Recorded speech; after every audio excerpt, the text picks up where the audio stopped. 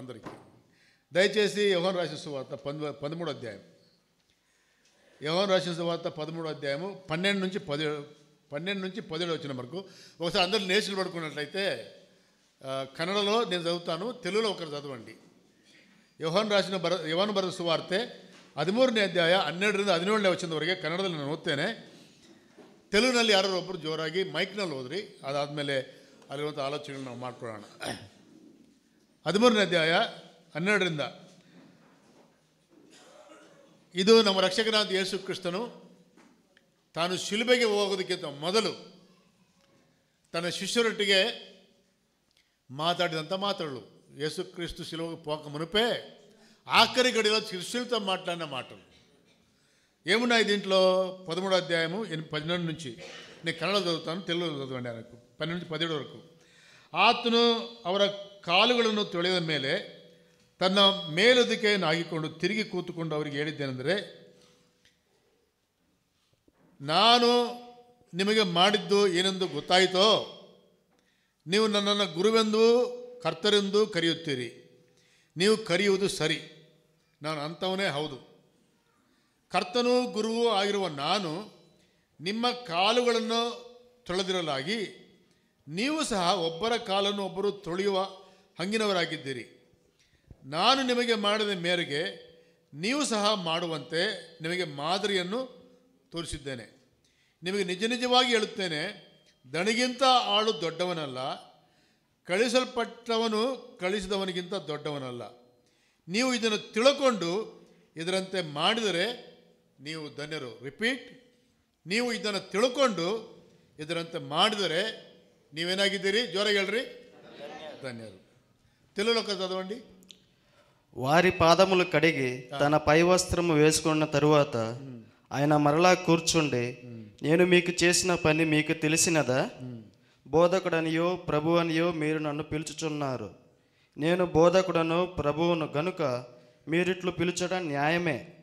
కాబట్టి ప్రభువును బోధకుడైన నేను మీ పాదములు కడిగిన ఎడల మీరును ఒకరి పాదములను ఒకరు కడగవలసినదే. నేను మీకు చేసిన ప్రకారము మీరును చేయవలనని మీకు మాదిరిగా ఇలాగున చేసి తిని. దాసుడు యజమాని కంటే గొప్పవాడు కాడు, పంపబడినవాడు నన్ను పంపిన వాని కంటే గొప్పవాడు కాడని మీతో నిశ్చయముగా చెప్పుచున్నాను. ఈ సంగతులు మీరు ఎరుగుదురు గనుక వీటిని చేసిన ఎడల మీరు ధన్యులగుదురు. మిమ్మును సరే కూర్చోండి. ఈ సంగతులు మీరు చేసిన ఎడల మీరు ధన్యులగుదురు. ఈ సంగతులు విందాము, అయితే మేము మాత్రం చేయము అంటే మీరు ధన్యులు.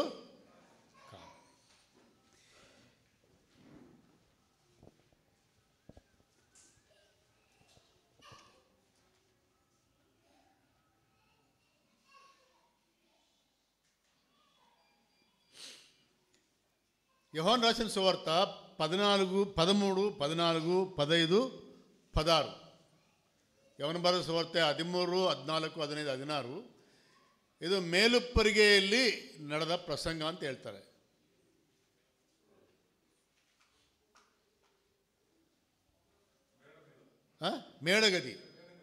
మేడగదిలో ప్రసంగం. ఎవరున్నారు ఇక్కడ? యేసు ప్రభు ఉన్నాడు.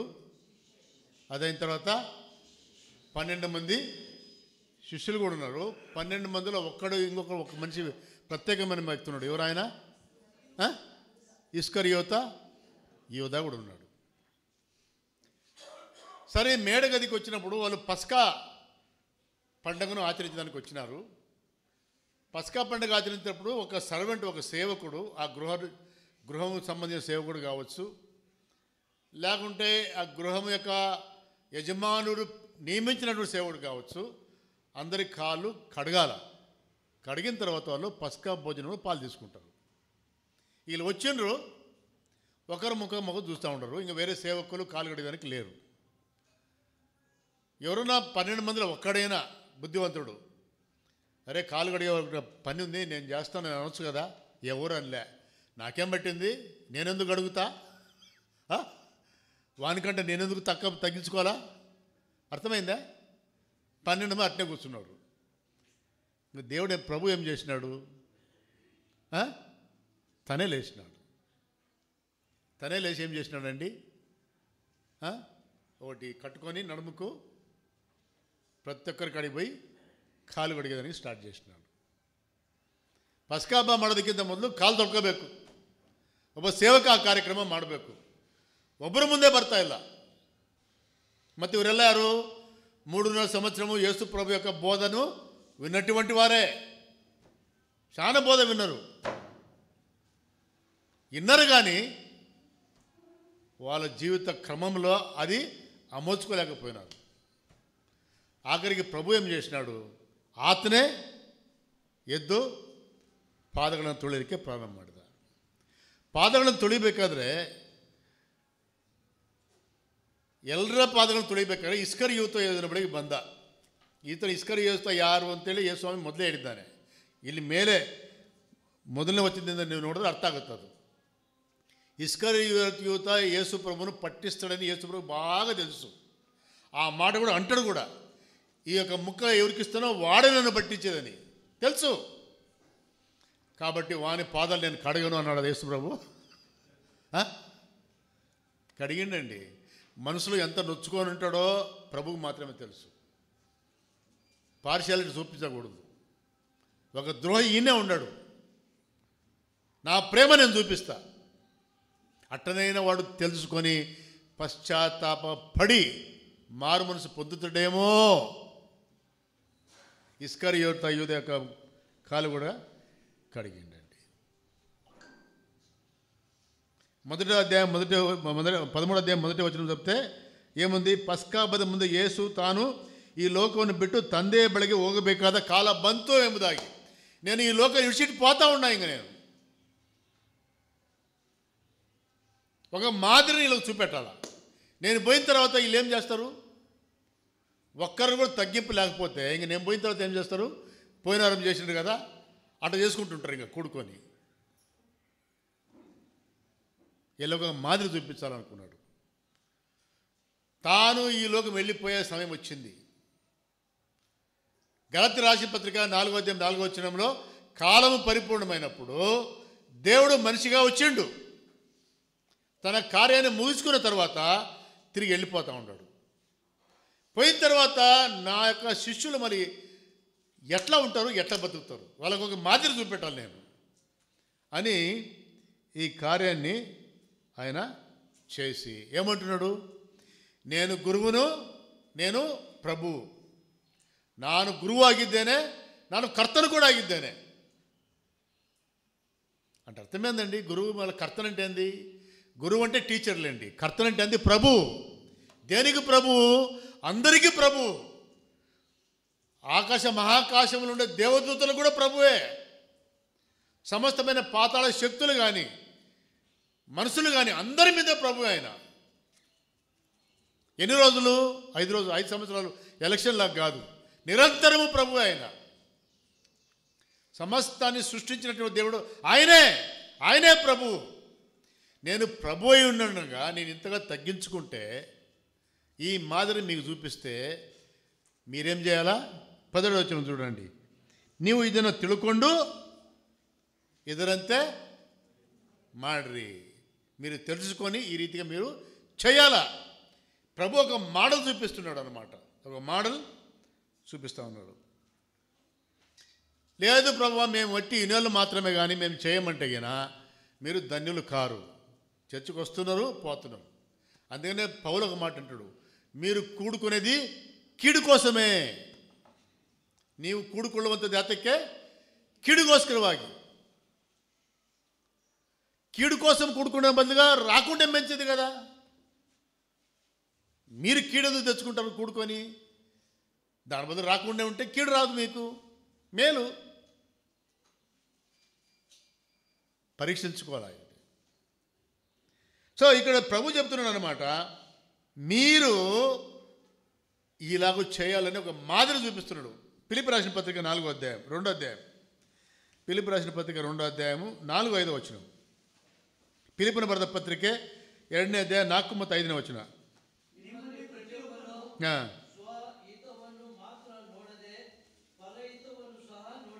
ಪ್ರತಿಯೊಬ್ಬನು ಪ್ರತಿಯೊಬ್ಬನು ಸ್ವಂತ ಹಿತವನ್ನು ನೋಡದೆ ಪರಹಿತವನ್ನು ನೋಡ್ರಿ. ಆಮೇಲೆ క్రీస్తు యేసునಲ್ಲಿದ್ದಂಥ మనసు నిమ్మల్లి. యేసుక్రీస్తులో ఏ మనసు ఉంది? క్రీస్తు యేసు కలిగిన ఈ మనసు మీరును కలిగి యుండుడి. యేసుక్రీస్తుకి ఏ మనసు ఉందండి? తగ్గింపు మనసు ఉంది. ఇంకోటి యేసుక్రీస్తుకి ఏ మనసు ఉందంటే, నేను చనిపోయినా పర్వాలేదు,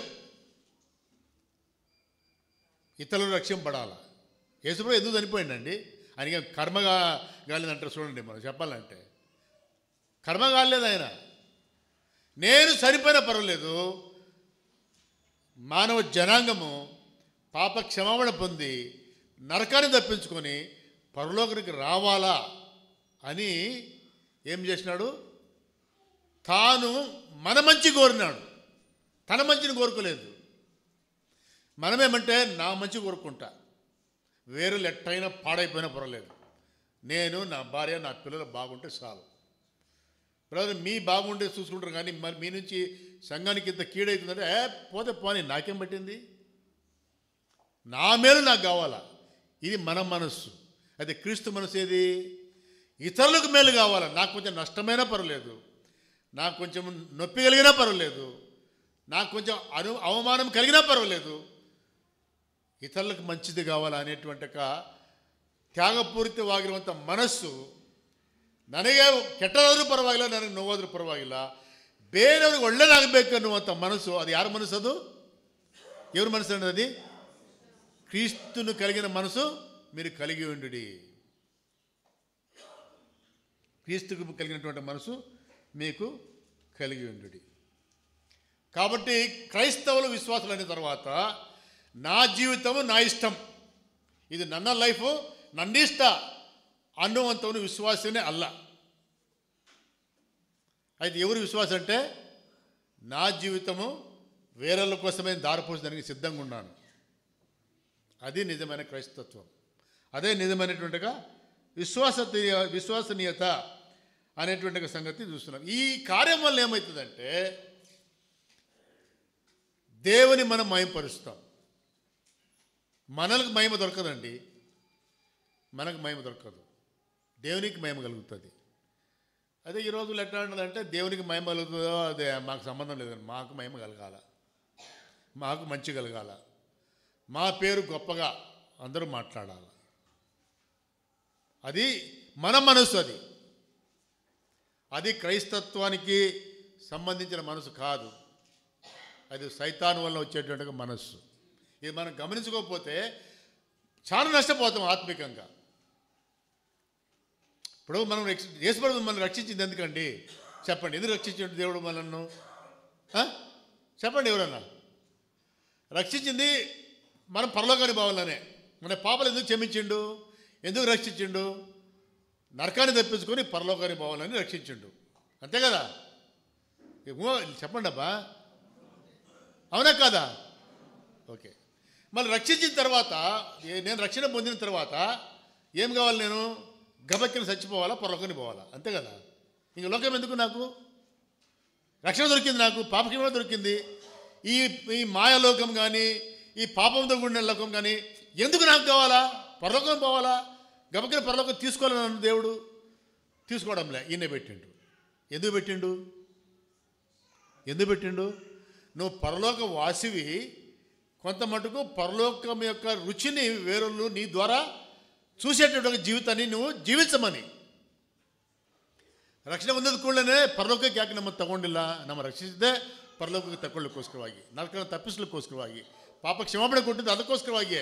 ರಕ್ಷಣೆ ಹೊಂದಿದ ಕೂಡಲೇ ಯಾಕೆ ನಾವು ಪರಲೋಕಕ್ಕೆ ಹೋಗಲಿಲ್ಲ? ಸತ್ತುಬಿಟ್ಟು ಈ ಲೋಕವನ್ನು ಬಿಟ್ಟುಬಿಟ್ಟು. ಯಾತಕ್ಕೆ ಇಟ್ಟಿದ್ದಾನಂತಂದರೆ, ಈ ಲೋಕದಲ್ಲಿ ರಕ್ಷಿಸಲ್ಪಟ್ಟಿರುವಂತಹ ವಿಶ್ವಾಸ ಹೇಳುತ್ತೆ, ನೀವು ಪರಲೋಕದ ಜೀವಿತವನ್ನು ಈ ಲೋಕದಲ್ಲಿ ಜೀವಿಸಿ ಅದರ ಮುಖಾಂತರವಾಗಿ ದೇವರನ್ನು ಮಹಿಮೆಪಡಿಸಬೇಕು, ಅದರ ಮುಖಾಂತರವಾಗಿ ಬೇರೆಯವರನ್ನು పరలోకದ మార్గದ కಡೆಗೆ ನಡೆಸಬೇಕು. ఆ పని పెట్టిండు మనకు. ఆ పని చేయకపోతే, ఆ ಕೆಲಸ ಮಾಡಲಿಲ್ಲ ಅಂತಂದರೆ, ಸ್ವಾಮಿ ಒಂದು ಮಾತು ಹೇಳ್ತಾನೆ, ನಿಮ್ಮಿಂದಲೇ ನನ್ನ ನಾಮವು ಏನಾಯಿತು? ನಿಮ್ಮಿಂದಲೇ ನನ್ನ ನಾಮವು ಅದು ದೂಷಣೆಗೆ ಒಳಗಾಯಿತು. ಈಗ ಯೋಚನೆ చేయండి, మన జీవితం వల్ల యేసు ప్రభు నామంకు మహిమ కలుగుతూ ఉందా, దూషణ కలుగుతూ ఉందా?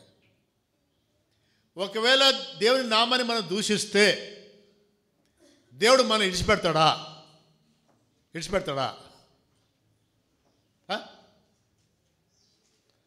దేవుడు పరిశుద్ధుడండి, చాలా ప్రేమమయుడు అండి. అయితే గమనించండి, దేవుడు నీతివంతుడు కూడా, జడ్జి కూడా విడిచిపెట్టాడు. ఆ ప్రేమకు కృపకు టైం ఉంది, అదైన తర్వాత విడిచిపెట్టాడు. ఈ రీతిగా జీవించాలని దేవుడు మనల్ని ఎన్నుకున్నాడు.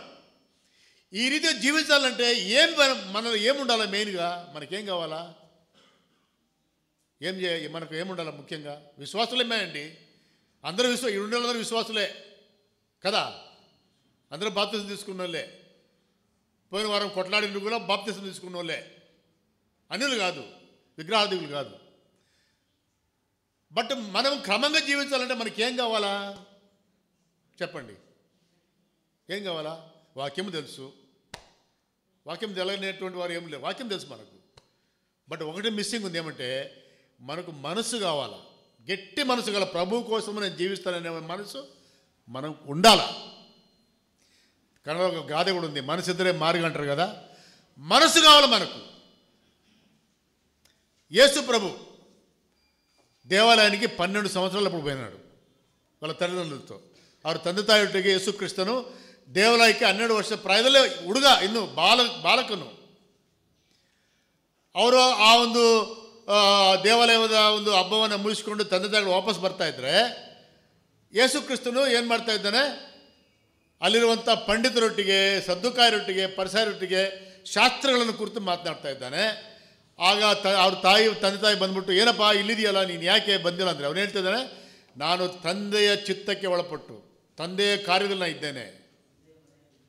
అందరూ ఇల్లుకి పోతుండరు, మా అమ్మ నాయన పోయిండ్రు, నాకు ఆకలి అవుతుంది, నేను కూడా పోవాలని పోయినాడు యేసు ప్రభు. ఏం మనసు ఉంది? దేవుని కార్యానికి నేను సమయం ఇవ్వాలా. ఇప్పుడు దేవాలయానికి వచ్చిన ఇక్కడ పరిసరాలు ఉండరు, సద్దుకాయలు ఉండరు, ధర్మశాస్త్రం ఎగిరినటువంటి వారు ఉండరు, నజరేతులు లేరు, నజరేతులు నాకు దొరకరు. కాబట్టి దేవుని యొక్క చిత్తాన్ని నేను కనుగొనాలా, దాని విషయం నేను తెలుసుకోవాలా, దేవుని కార్యంలో నేను ఉండాలా. ఆ మనసు ఎవరికి వచ్చింది? బాలుడైనటువంటిగా యేసుక్రీస్తుకి వచ్చిందండి. యేసుక్రీస్తుకి వచ్చింది. ఇంకా ముందుకు పోతే మనం తెలిసినట్టు చూసుకుంటే కినా ఉదయకాలంలో మన ఆదంలో ఆ సంగతి మనం ధ్యానించినాము. ఏముంది దాంట్లో? ఫిలిప్పీ పత్రికలో ఏముంది? 6వ వచనం చదవండి.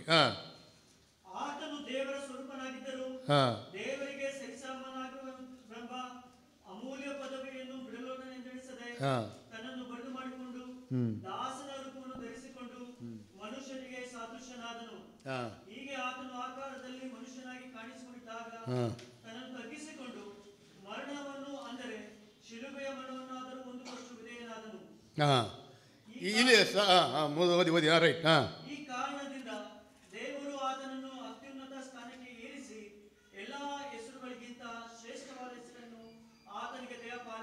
ಎಲ್ಲ ಹೆಸರುಗಳಿಗಿಂತ ಶ್ರೇಷ್ಠವಾಗಿರುವಂಥ ಹೆಸರು ದೇವರು ತನ್ನ ಕರ್ತನಾದ ಯೇಸು ಕ್ರಿಸ್ತನ ಅನುಗ್ರಹಿಸಿಕೊಟ್ಟರು. దీంట్లో ఏముందంటే యేసు ప్రభు దేవునితో సమానుడే, దేవుడే త్రైకత్వంలో.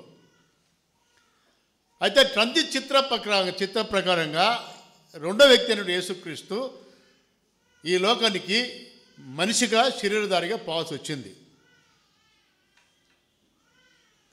తండ్రి యొక్క చిత్తాన్ని ఎరిగినటువంటి యేసుక్రీస్తు ఏమన్నాడు? తను తగ్గించుకున్నాడు. ఎంత తగ్గించుకున్నాడు?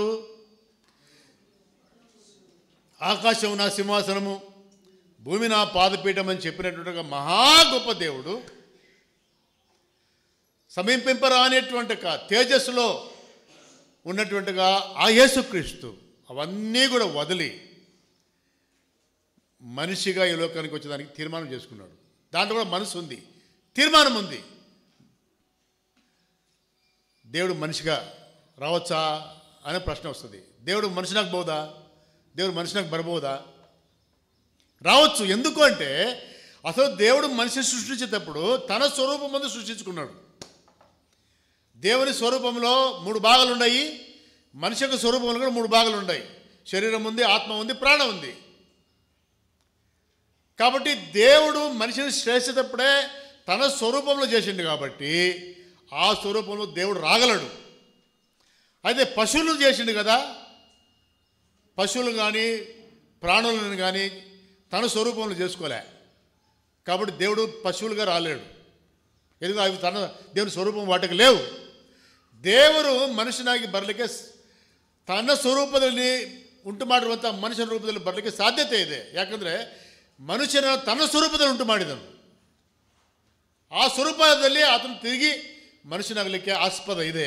ಆದರೆ ದೇವರು ಪ್ರಾಣಿಗಳಾಗಿ ಬರಲಿಕ್ಕೆ ಸಾಧ್ಯತೆ ಇಲ್ಲ.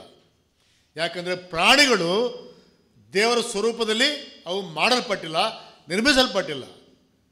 వచ్చిండు, మనిషిగా వచ్చిండండి. అంత మాత్రమే కాకుండా దాసుడైనాడు, సేవ చేసేటట్టుగా మనోభావంతో వచ్చినాడు, సేవ చేసినాడు, అద్భుతమైన వాక్యాన్ని చెప్పినాడు, అద్భుత కార్యాలు చేసినాడు. కానీ అయితే కుష్ఠరోగికి కూడా దొరికేంత మటుకు తను దొరికిండు. దేవుడు కదా. ఒక క్లాస్లో ఒక గుంపులో ఈ రోజుల్లో సేవకులుగా మీట్ చేయాలంటే అపాయింట్మెంట్ తీసుకోవాలా. కొంతమంది డబ్బు కూడా ఫిక్స్ చేస్తారు. నా కాడ వచ్చి నా పక్కన ఫోటో తీసుకోవాలంటే ఎంత ఇవ్వాలి డబ్బులు?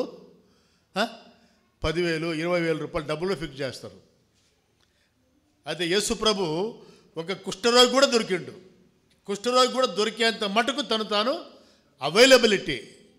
ಒಬ್ಬ ಕುಷ್ಠರೋಗಿ ಸಿಕ್ಕುವ ಹಾಗೆ ಆತನು ತನ್ನನ್ನು ತಾನು ಒಪ್ಪಿಸಿಕೊಟ್ಟನು. ಈ ವಾಸ್ ಅವೈಲಬಲ್. ಅಷ್ಟು ಮಟ್ಟಿಗೆ ತಗ್ಗಿಸಿಕೊಂಡನು. ಅಷ್ಟು ಮಾತ್ರವಲ್ಲದೆ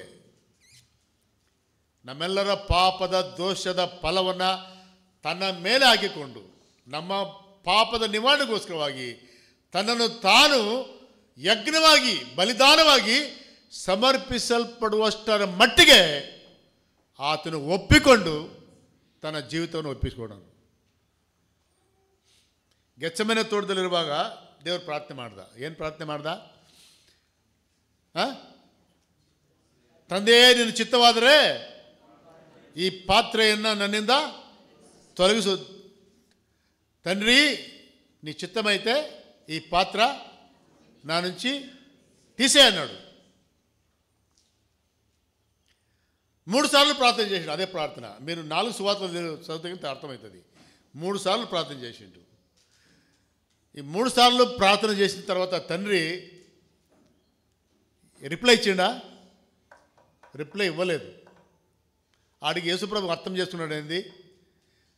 దేవుడు నిర్ణయించింది అది ఫైనల్, ఇంకా దాంట్లో మార్పులు లేవని. దేవుడు ఏమన్నాడు? ఆఖరి యేసుప్రభు ఏమన్నాడు? నా చిత్తము కాదు, నీ చిత్తమే. ನನ್ನ ಚಿತ್ತವಲ್ಲ, ನಿನ್ನ ಚಿತ್ತವೇ ನೆರವೇರಲಿ ಎಂಬುದಾಗಿ ತನ್ನನ್ನು ತಾನು ಗೆತ್ಸೆಮನೆ ತೋಟದಲ್ಲಿ ತಿರುಗಿ ಆ ಒಂದು ಯಜ್ಞಕ್ಕೋಸ್ಕರವಾಗಿ ತನ್ನನ್ನು ತಾನು ಒಪ್ಪಿಸಿಕೊಟ್ಟು ಶಿಲ್ಬೆಯಲ್ಲಿ ಆತನು ಸತ್ತನು. ಇಲ್ಲಿ ಯೇಸು ಕ್ರಿಸ್ತನು ತಂದೆಯಾಗಿರುವ ದೇವರೊಟ್ಟಿಗೆ ಮಾತನಾಡುವಂಥದ್ದು. ದೇವರು ದೇವರೊಟ್ಟಿಗೆ ಮಾತನಾಡುವಂಥದ್ದು ಸಾಧ್ಯನಾ? దేవుడు దేవునితో మాట్లాడడం సాధ్యమా? ఇక్కడ మాట్లాడిండు. ఇది ఎట్టా? కొన్నిసార్లు నువ్వే మాట్లాడుకుంటావు తెలుసా. నేను మాట్లాడుకున్నా, ఛే బుద్ధి తగ్గ పని చేసినా నేను. ఎవరికి చెప్పుకుంటున్నది? ఎవరు చెప్పుకుంటున్నది? నాకే చెప్పుకుంటున్నా. ఎవరు చెప్తుండేది? నేనే. ఇదే జరిగింది. అది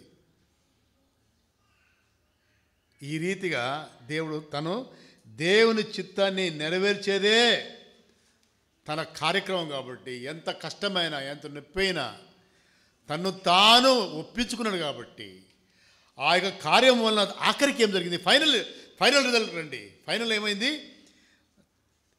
ಎಲ್ಲ ಹೆಸರುಗಳಿಗಿಂತ ಶ್ರೇಷ್ಠವಾಗಿರುವಂಥ ಹೆಸರನ್ನು ಆತನಿಗೆ దేవుని చిత్తాన్ని నెరవేర్చిండు కాబట్టి నొప్పైంది, అవమానమైంది, తొందరలు జరిగింది. దేవుని చిత్తాన్ని నెరవేర్చింది కాబట్టి యేసుక్రీస్తు యొక్క నామము అన్ని నామాల కంటే ఎక్కువ పెద్ద ఎత్తైన నామానికి తెలుగులో అందుచేత పరలోకముందున్న వారిని కానీ భూమి మీద ఉన్న వారిని కానీ భూమి కింద ఉన్న వారిలో కానీ ప్రతి వారి మోకాలు యేసు నామమున వంగునట్లు శ్రేష్టమైనటువంటి నామాన్ని ఆయనకు అనుగ్రహించెను. ఒకవేళ యేసు ప్రభు విధేయత చూపించకపోతే గిన ఈ గొప్పతనం యేసు ప్రభుకు రాదు. దయచేసి యోహాను రాసిన సువార్త 5వ అధ్యాయం, మత్తాయి రాసిన సువార్త 5వ అధ్యాయం, మత్తాయి రాసిన సువార్త 5వ అధ్యాయం 5వ వచనం.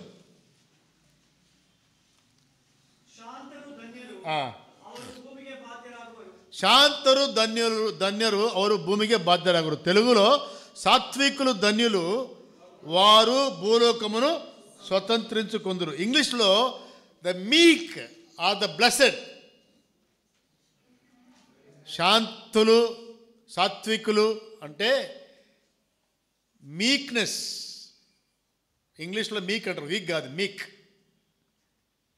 ఈ మాట ఎవరు పట్టుకున్నారు తెలుసా? ఈ మాట ఎవరు పట్టుకున్నారు? మహాత్మా గాంధీ పట్టుకున్నాడు. మన దేశానికి స్వతంత్రం కావాలంటే బ్రిటిష్ వాళ్ళతో మనము తుపాకీలు పెట్టి వాళ్ళని గెలిచలేం. ఎందుకంటే వాళ్ళ కాడ తుపాకులు ఉన్నాయి. ఎవరి కాడ ఉన్నాయి? బ్రిటిష్ వాళ్ళ కాడ తుపాకులు, మళ్ళీ పిరంగిలు అవన్నీ ఉన్నాయి. వాళ్ళు కనిపెట్టారు. మన కాడ ఏముండయి? బిల్లు బాణాలు ఉన్నాయి అంతే. అవి బొమ్మలు చూపిస్తారులేండి. బ్రహ్మాస్త్రం ఇస్తే అది పోయి అందరిని మింగినట్టు అవన్నీ ఉత్తాయి. మళ్ళీ అప్పుడు ఇడసకూడదు అవన్నీ, ఏమి ఇడసలే. మన కాడ బిల్లు బాణాలు ఉన్నాయి, వాళ్ళ కాడ తుపాకులు ఉన్నాయి, పిరంగిలు ఉన్నాయి. వాళ్ళ కాడ మనం గెలిచే శాత కాదు అని మహాత్మా గాంధీ తీర్మానం చేసుకొని ఏమన్నాడు? సాత్వికతతోనే మనం గెలిచాలని ఉపవాస సత్యాగ్రహం స్టార్ట్ చేసినాడు. సాత్వికం అంటే అదే, ఉపవాసం ఉండేది. మాకు స్వతంత్రం కావాలా, మీరు కొట్టినా సరే ఏం చేసినా పరే, మాకు స్వతంత్రం కావాలని ఉపవాస సత్యాగ్రహం అక్కడ స్టార్ట్ చేసిండు. అది దాని నుంచి స్వతంత్రం వచ్చిందా లేదండి? వచ్చిందా లేదా? ఇదే మాట. ఇది సాత్వికుల ధనులు, వాళ్ళు భూలోకాన్ని స్వతంత్రించుకుందరు. అంటే ఈ క్రీస్తు మనసే ఇది. క్రీస్తు మనసులు మనల్ని ఉండించుకుని తగ్గించుకుంటే ఈయన ప్రపంచం మనం గెలుచుకుంటాం. గెలుచుకుంటామా లేదండి? యేసు ప్రభు గురించి కొంచెం ఆలోచన చేయండి. ఈ లోకంలో గొప్ప రాజులు గొప్ప గొప్ప యుద్ధాలు చేసిండు. నెబుకద్నెజర్ కానీ, అలెగ్జాండర్ కానీ, పర్షియన్ కింగ్ కానీ, జూలియస్ సీజర్ కానీ కత్తులు పట్టుకొని యుద్ధాలు చేసి దేశాలని గెలుచుకున్నారు. అయితే వాళ్ళు ఉండరు ఇప్పుడు? వాళ్ళ దేశం ఉందా ఇప్పుడు? ఉందా? గ్రీక్ సామ్రాజ్యం ఉందా? రోమ సామ్రాజ్యం ఉందా? లేకుంటే నెబుకద్నెజర్ సామ్రాజ్యం ఉందా? లేకుంటే పార్సియా సామ్రాజ్యం ఉందా? ఉందా ఇప్పుడు? లేవు. అయితే క్రీస్తు సామ్రాజ్యం ఉందా లేదా? చెప్పండి. ఉంది. మళ్ళీ ఆయన కత్తి పెట్టుకున్నాడా? ఫైటింగ్ చేసినాడా? సాత్వికత్వముతో, ప్రేమతో ప్రపంచాన్ని మార్చేసిందండి. 2000 సంవత్సరాలు అయింది. క్రైస్తత్వము దేశాలు పెరిగిందండి, పెరుగుతూనే ఉంది. అందుకనే సాత్వికులు ధన్యులు, వారు భూలోకం స్వతంత్రించుకొందురు. అంటే సాత్వికత ద్వారా మన లోకము, మన బంధువుల మధ్య, మన సంఘంలో, మన స్నేహితుల మధ్య మనకు స్వతంత్రం దొరుకుతుంది. మనం గెలుచుకుంటాం, అందరినీ గెలుచుకుంటాం. ఒక సోదరుడు వస్తే వందనాలు బ్రదర్, మీ నుంచి మాకు ఎంత ఆశీర్వాదం మాట రావాలా. అదే గెలుచుకునేది. యేసు ప్రభు అదే చేసిండు. సరే, యేసు ప్రభు చేసిండు మనం అనుకుంటాం కదా. యేసు ప్రభు ఒక మాటలు చెప్పిండు, ఆ మాటలు మనం చేయాలనుకుంటే బ్రదర్ చాలా కష్టం ఇది. ఎందుకంటే దేవుడు కాబట్టి ఆయనకు శక్తి ఉంది, ఆయనకు బలం ఉంది, ఆ ఓపిక దేవుడిది. మేము కేవలం మనుషులు మాత్రమే. కాబట్టి అది యేసు ప్రభు మోడల్ మాకు వర్క్ కాదు. ఇది ఆయన మోడల్ చూపించిండు కానీ, బట్ మన మధ్య అది వర్క్ కాదు. అది ఎందుకంటే మేము మనుషులం అని మనం చెప్తాం కదా. అంతేనా? లేదా? పౌలు ఒక మాట చదవండి. 1 కొరింథీ రాసిన పత్రిక 11వ అధ్యాయం 1వ వచనం. 1 ಕೊರಿಂಥೀಯರಿಗೆ ಬರೆದ ಪತ್ರಿಕೆ 1ನೇ ಅಧ್ಯಾಯ. ಯೇಸು ಕ್ರಿಸ್ತನ ಮಾಡೆಲ್ ಏನಿದೆ ಅದು ನಮಗೆ ವರ್ಕೌಟ್ ಆಗಲ್ಲ. ಯಾಕಂದರೆ ಯೇಸು ಕ್ರಿಸ್ತನ ದೇವರು, ಆತನ ಶಕ್ತಿ ಇದೆ, ಆತನಿಗೆ ಬಲ ಇದೆ, ಸಾಮರ್ಥ್ಯತೆ ಇದೆ. ಆತನ ಬೇಕಾದ್ರೆ ಅಂಥ ಮಾಡಲ್ ವರ್ಕೌಟ್ ಮಾಡ್ಕೋಬಹುದು. ಆದರೆ ನಾವು ಕೇವಲ ಮನುಷ್ಯ ಮಾತ್ರದವರು, ನಮ್ಮ ಕೈಲಿ ಆಗಲ್ರಿ ಇದು ಅಂತಂದರೆ ದಯಮಾಡಿ 1 ಕೊರಿಂಥೀಯರಿಗೆ ಬರೆದ ಪತ್ರಿಕೆ 11ನೇ ಅಧ್ಯಾಯ 1ನೇ ವಚನ.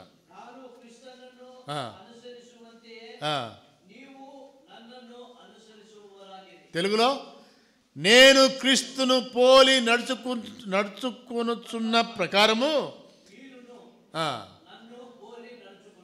అపోస్తలుడైన పౌలు మనలాగే మనిషా లేకుండా దేవుడా? చెప్పండి, మనిషి. మళ్ళీ సాక్షి చెప్తున్నాడు, నేను క్రీస్తుని పోలి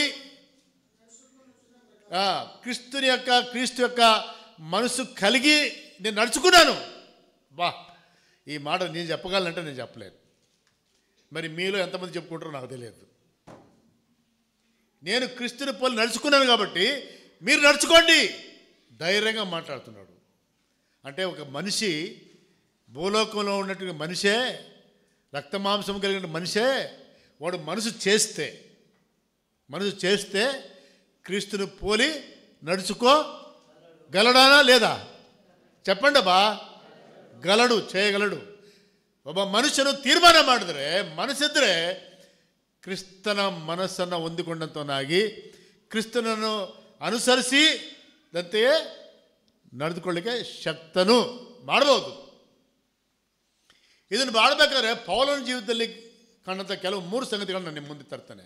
ಈ ಕಾರ್ಯವನ್ನು ಮಾಡಲಿಕ್ಕೆ ಸಾಧ್ಯವಾಯಿತು ಪೌಲನಿಗೆ. ಹೆಂಗೆ ಸಾಧ್ಯವಾಯಿತು? ಮತ್ತು ನಮಗೆ ಸಾಧ್ಯ ಆಗಬೇಕಂದ್ರೆ ನಾವೇನು ಮಾಡಬೇಕು ಅಂತ ಪ್ರಶ್ನೆ ಬಂದರೆ 3 ಸಂಗತಿಗಳು. ಮೊದಲನೇದು ದಯಮಾಡಿ ಗಮನಿಸ್ರಿ. 1 ತಿಮೋಥೆಯನ ಬರೆದ ಪತ್ರಿಕೆ 1ನೇ ಅಧ್ಯಾಯ 15ನೇ ವಚನ. 1 ತಿಮೋಥೆಯ ಬರೆದ ಪತ್ರಿಕೆ 1:15. 1 ತಿಮೋಥೆಯನ ಬರೆದ ಪತ್ರಿಕೆ 1:15. ಮೈಕ್ ಬಟ್ಟು ಚದುಕೋಬ ನಾಕೆನ್ರಾದು. ಹಾಂ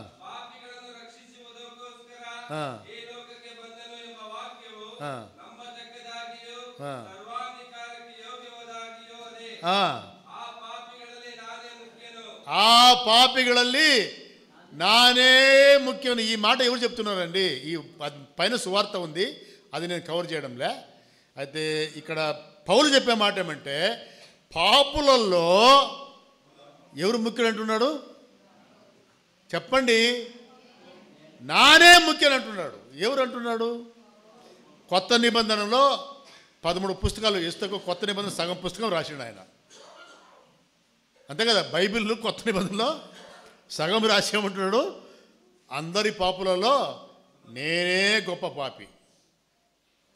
వానికి సిగ్గుందా? పౌలుకు ఏమన్నా రౌతానా? నేను ఒప్పుకుంటాను అది.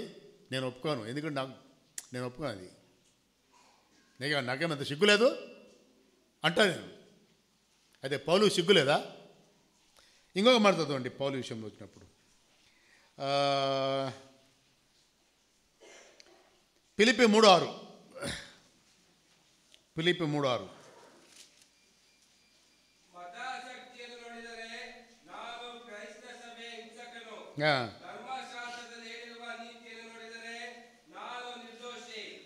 ಧರ್ಮಶಾಸ್ತ್ರದಲ್ಲಿ ಹೇಳಿರುವ ನೀತಿಯನ್ನು ನೋಡಿದರೆ ಪೌಲ್ ಅಂಟು ನಾನು ನಿರ್ದೋಷಿ. అంటే ధర్మశాస్త్రము వలన నీతి విషయము ಅನಿಂದ್ಯುಡನೈ ಉಂಟಿನಿ. ಧರ್ಮಶಾಸ್ತ್ರದಲ್ಲಿ ಹೇಳುವ ಪ್ರಕಾರ ನೋಡಿದ್ರೆ ನಾನು నిర్దోషి. అంటే ఐఎమ్ బ్లేమ్లెస్. ధర్మశాస్త్రానికి తీసుకుంటే గిన నేను నిర్దోషి. నాలో ఏ తప్పు లేదు నాదు. ఎందుకు? పౌలు పరిసైడ్ అనేది తీర్మానం చేసుకున్నాడు. He belong to a class called Pharisees. పరిసయ్యుల యొక్క గుంపుకు చెందుకున్నాడు. పరిసయ్యుల పని ఏమంటే ధర్మశాస్త్రంలో ఏముందో అన్నీ కరెక్ట్గా చేసుకోపోవాలా. సుమారుగా 600 సంగతులు ఉన్నాయి చేసుకునే దానికి. ఒక 400 చేయాల్సినవి, ఒక 200 చేయకుండా ఉండేటువంటి. వాళ్ళు తినేటప్పుడు, కూర్చునేటప్పుడు, లేచేటప్పుడు, వాళ్ళ బట్టలు, వాళ్ళ ఎంటికలు, మనకు పస్కా పండుగ విషయంలో కానీ, పండుగల విషయంలో కానీ, లేకుంటే బలుల విషయం కానీ సక్రమంగా అన్నీ చేసుకొని పోవాలా. అంటే పౌలు ధర్మశాస్త్ర ప్రకారంగా అన్నీ కరెక్ట్గా చేసుకొని పోయింది కాబట్టి ధర్మశాస్త్ర ప్రకారంగా పౌలు నిర్దోషి. ಪೌಲನು ಪರಿಸರ ಗುಂಪಿಗೆ ಸೇರಿರುವಂಥವನು ಅನೇಕ ವಿಷಯಗಳನ್ನು ಧರ್ಮಶಾಸ್ತ್ರ ಪ್ರಕಾರ ಅದನ್ನು ಮಾಡಬೇಕು. ಪಸ್ಕಾ ಹಬ್ಬ ಆಗಲಿ, ಉಳಿಲದ ದೊಟ್ಟಿ ಹಬ್ಬ ಆಗಲಿ, ಪೆಂತೆಕೋಸ್ತ ಹಬ್ಬ ಆಗಲಿ, ಅಥವಾ ಬಲಿಗಳಾಗಲಿ, ಅಥವಾ ಸಬ್ಬಾತ್ ಆಗಲಿ, ಯಾವ್ಯಾವುದಿದೆ ಎಲ್ಲವನ್ನು ಕೂಡ ಕ್ರಮಬದ್ಧವಾಗಿ ಅದನ್ನು ನಡ್ಸ್ಕೊಂಡು ಬಂದಿದ್ದಾನೆ. ಧರ್ಮಶಾಸ್ತ್ರ ಪ್ರಕಾರವಾಗಿ ಆತನು నిర్దోషి. ఆతನಲ್ಲಿ ಯಾವ తప్పు ಇಲ್ಲ. అటువంటి వాడు ఏమంటున్నాడు ఇప్పుడు? అటువంటి వాడు ఏమంటున్నాడండి? పాపులలో మరి ఈ మైండ్ పౌలుకి ఎందుకు వచ్చింది ఇది ఎందుకు వచ్చింది? క్రీస్తు నియమం అనేటువంటిది ఒకటి ఉంది. ధర్మశాస్త్ర నియమం వేరే, క్రీస్తు నియమం వేరే. ధర్మశాస్త్ర నియమం ఏముంది? యాక్షన్. ఒక మత్తయి రాసిన సువార్త 5వ అధ్యాయము 21, 22, అలాగే మత్తయి రాసిన సువార్త 5వ అధ్యాయం 27, 28. దాంట్లో ఏముందంటే, టైం అవుతా ఉంది, ఏముంది? మత్తయి రాసిన సువార్త 5వ అధ్యాయము 21, 22 ఏముందంటే, నరహత్య ಮಾಡಬಾರದು, నరహత్య చేయకూడదు అంటే హత్య, యాక్షన్. అది నరహత్య చేస్తే మాత్రమే తప్పు ధర్మశాస్త్ర ప్రకారంగా. అయితే క్రీస్తు నియమం ప్రకారంగా ఏముంది? ఒక్క సహోదరుని మీద కోప్పడితే నరహత్య చేసినట్టే. అర్థమైంది అది? ఓ సహోదరుని మీద కోప్పడితే నరహత్య చేసినట్టే. ధర్మశాస్త్ర ప్రకారంగా యాక్షన్ అయిన తర్వాత మాత్రమే తప్పు, కోప్పడితే లేదు, ధర్మశాస్త్రం పట్టుకోదు. అట్లనే మళ్ళీ 25కి వచ్చినప్పుడు కూడా 27కి వచ్చినప్పుడు కూడా వ్యభిచారం గురించి మాట్లాడుతున్నాడు.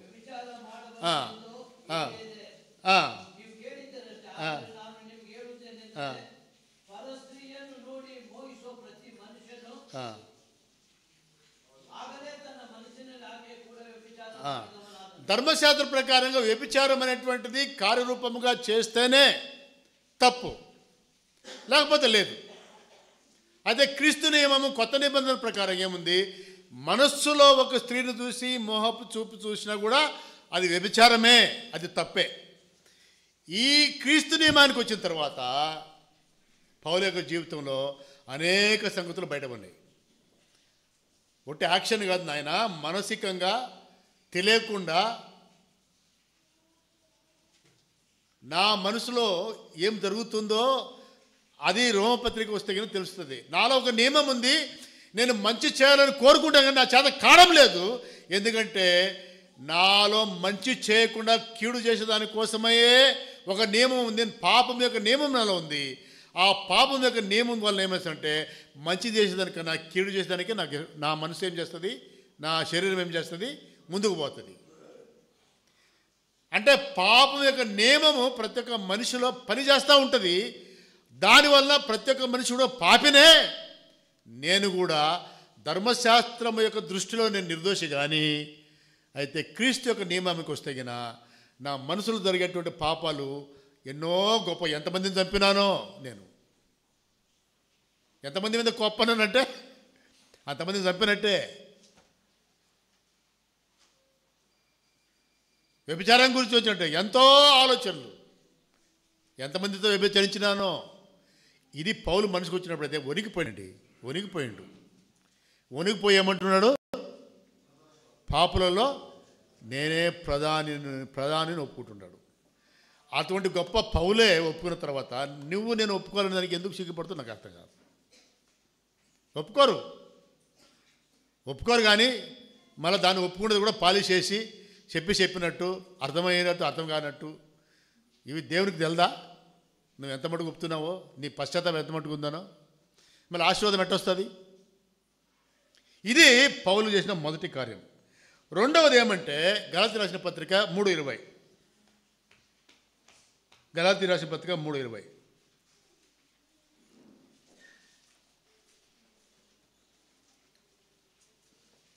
ఇంకా 10 నిమిషాలు ముగిస్తానండి. గలాతీ 3 చెప్పండి. బెన్న 3 కాదు, 2:20.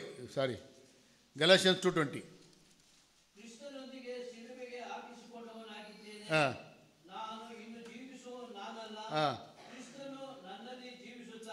క్రీస్తునందుకే నేను చనిపోయినా. నేను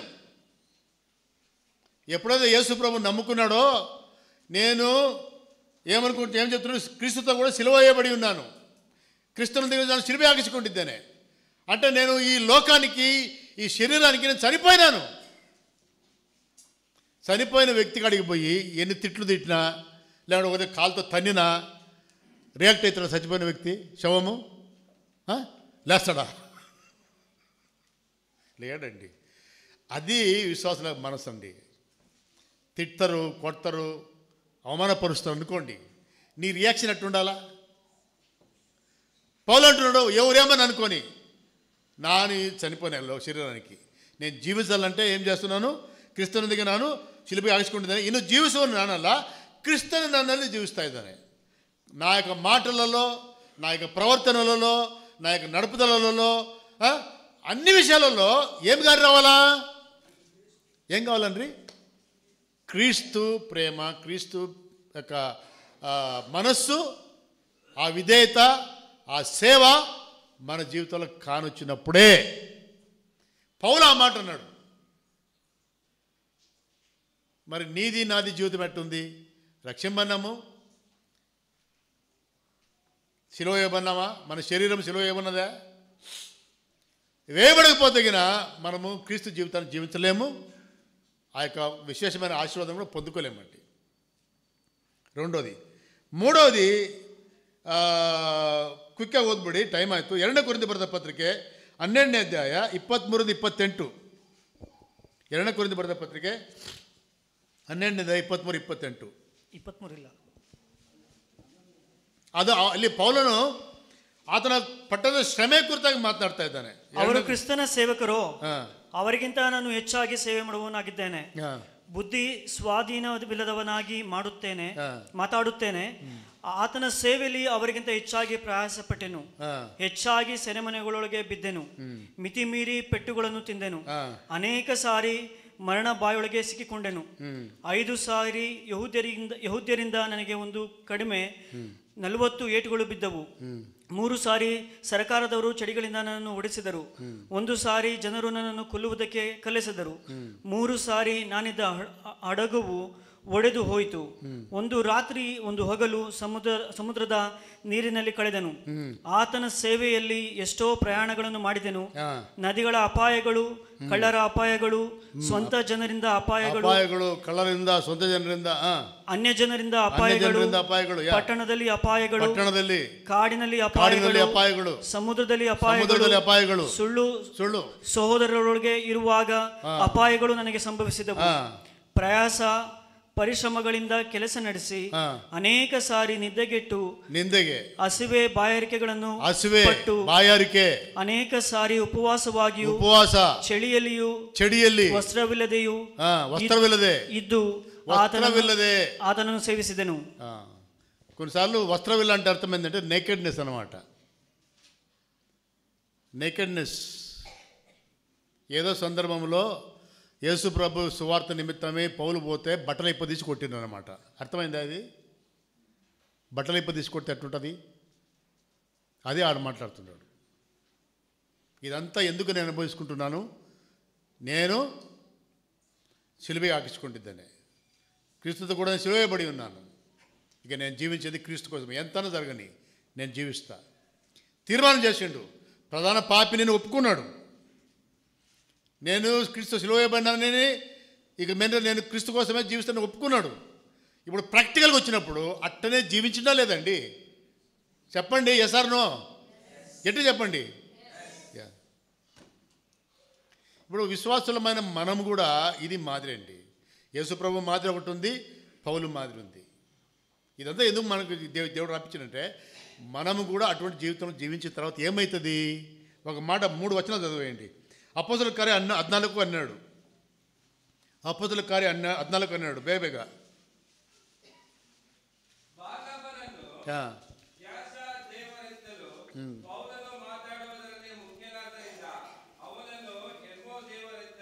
ఈయన పరిచర్య సేవలో ఒట్టి దెబ్బలే కాదండి, కొన్ని దిక్కుల పౌలును దేవుడులాగా ఆయన దేవుడు అనుకున్నారు. ఇంకొకటి అపోస్తలుల కార్యం 28:6, 28:6.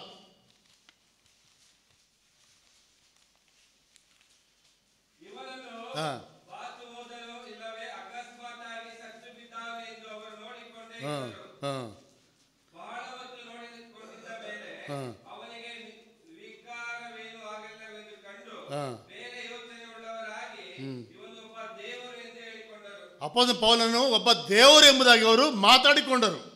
ఇంకోటి గలాతీ 4:14. 4:14. ಆ.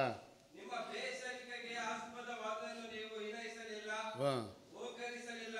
ಆ. ನನ್ನನ್ನು ದೇವದೂತನಂತೆ ಕ್ರಿಸ್ತ ಯೇಸುವಿನಂತೆ ಸೇರಿಸಿಕೊಂಡು ನನ್ನನ್ನು ದೇವದೂತನಂತೆ ಕ್ರಿಸ್ತ ಯೇಸುವಿನಂತೆ ಸೇರಿಸಿಕೊಂಡು క్రీస్తు యేసు వలను నన్ను దేవదూతునిగా అంగీకరించిరి. ఒక పక్క కష్టాలు ఉన్నాయండి, ఇంకొక పక్క మెప్పు కూడా ఉంది. అల్టిమేట్లీ పౌలు చెప్పే మాట ఏమంటే, మొదటి తిమోతి రాసిన పత్రిక 4:8, మొదటి తిమోతి 4:8 లాస్ట్. ದೇಹ ಸಾಧನೆಯು ಸ್ವಲ್ಪ ಮಟ್ಟಿಗೆ ಪ್ರಯೋಜನವಾಗಿದೆ, ಭಕ್ತಿಯಾದರೂ ಎಲ್ಲ ವಿಧದಲ್ಲಿ ಪ್ರಯೋಜನವಾದದ್ದು. ಅದಕ್ಕೆ ಇಹಪರಗಳಲ್ಲಿಯೂ ಜೀವವಾದಾನ ಉಂಟು. ಇಲ್ಲ ಒಂದು ನಿಮಿಷ.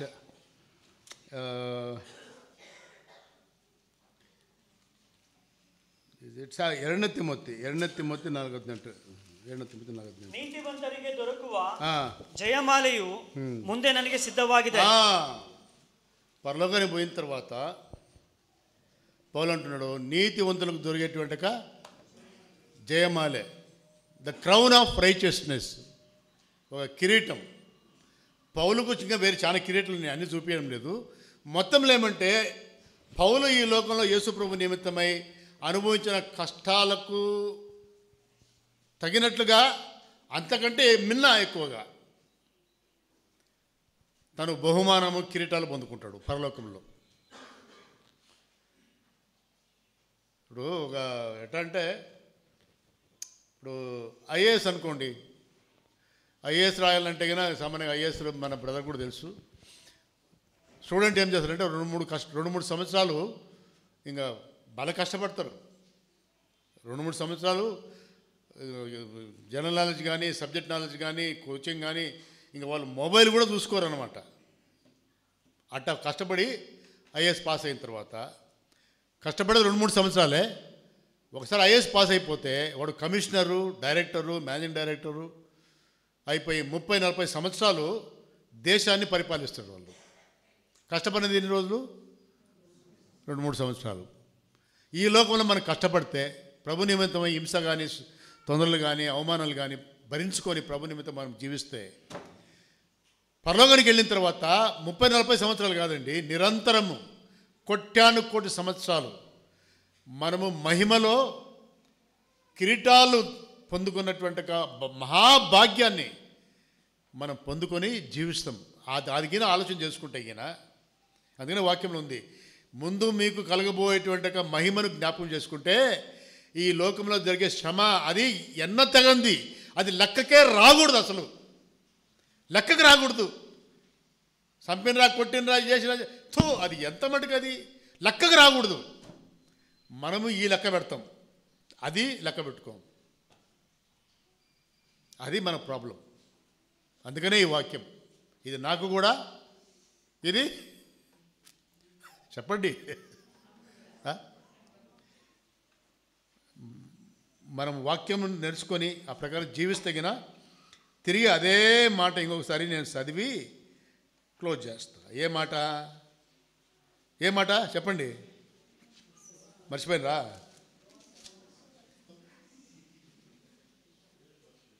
ನೀವು ಇದನ್ನು ತಿಳ್ಕೊಂಡು ಇದರಂತೆ ಮಾಡಿದರೆ ನೀವು ಧನ್ಯರು.